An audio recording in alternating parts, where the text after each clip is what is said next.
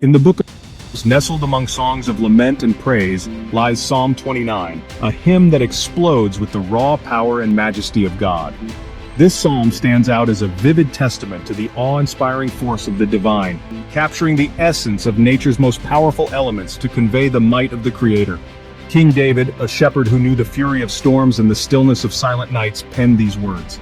His experiences as a shepherd facing the raw elements gave him a unique perspective on the power and tranquility of nature.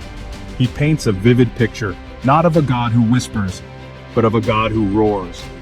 Through his words, we can almost hear the thunderous voice of the Almighty, echoing through the heavens and shaking the earth. David doesn't use delicate metaphors or veiled references.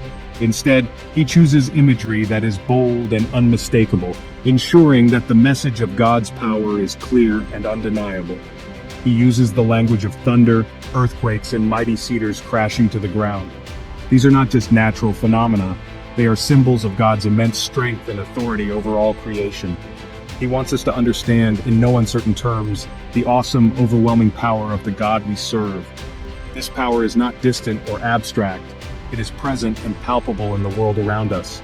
This isn't just poetry, it's a revelation. David's words are meant to open our eyes to the reality of God's might, to inspire awe and reverence in our hearts. David is pulling back the curtain, allowing us to glimpse the very heart of God, a heart that pulsates with strength and might.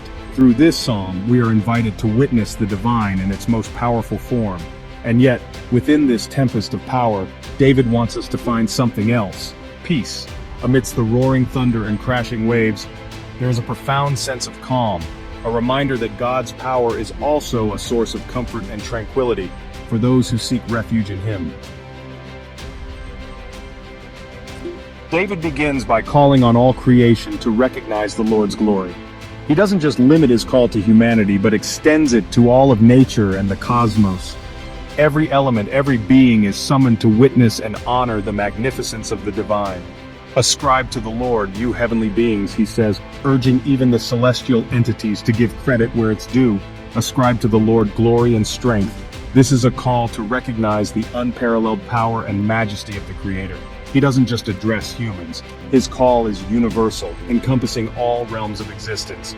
He calls upon the angels, the unseen forces of the universe, to acknowledge God's might. These celestial beings, often hidden from our sight, are also part of this grand chorus. Then the imagery turns dramatic. The scene shifts to the raw, untamed power of nature. The voice of the Lord is over the waters. It echoes across the vast expanses of the seas. The God of glory thunders, his voice resonating like a mighty storm. The Lord thunders over the mighty waters. His presence is felt in the chaos and the calm. Imagine a raging storm at sea, waves crashing against each other, the sheer force of nature on full display. The wind howling like a beast, a relentless force that cannot be tamed. Yet above it all, louder than the thunder, more powerful than the wind, is the voice of God. It cuts through the noise, commanding attention. He is not just present in the storm, he is the master of it. He is in command of it. With a word, he can calm the fiercest tempest. He speaks, and the earth trembles. His voice has the power to shake the very foundations of the world. He commands, and the tallest trees fall. Nothing can stand against his will. This is not a God to be trifled with. His power is absolute and awe-inspiring. This is a God to be revered.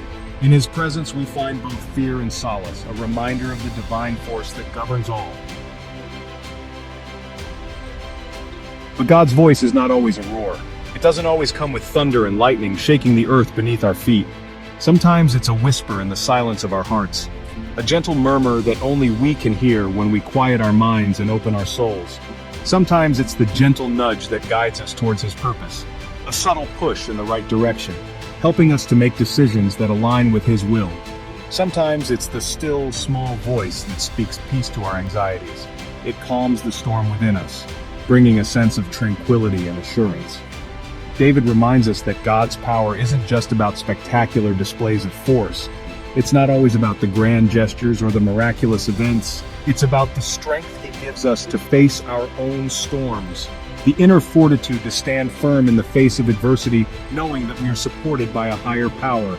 The Lord gives strength to his people. The Lord blesses his people with peace. This peace is not just the absence of conflict, but a deep, abiding sense of well-being. This is the heart of the psalm. It speaks to the core of our relationship with God, a relationship built on trust and love. Yes, God is powerful, awe-inspiring, mighty. His presence can be felt in the grandeur of nature and the vastness of the universe. But that power is not meant to intimidate us. It's not meant to make us feel small or insignificant. It's meant to empower us, to give us the courage to reach new heights and to achieve our dreams. It's meant to give us hope. Hope that no matter how dark the night, the dawn will always come. It's meant to remind us that even in the midst of life's fiercest storms, we are not alone. We are always under the watchful eye of a loving God who guides and protects us. We all face storms in our lives: illness, loss, fear, doubt. These storms can shake us to our core, make us question everything we believe in. But Psalm 29 reminds us that even in the midst of the storm, God is present. He is not distant or detached. He is right there with us, holding us steady, whispering words of comfort and strength. His power is not meant to frighten us, but to fortify us, to give us the courage to face whatever challenges life throws our way. When we trust in God's power, when we surrender our fears and anxieties to Him, we find a peace that surpasses all understanding. We find the strength to keep going, the hope to keep believing, the faith to weather any storm.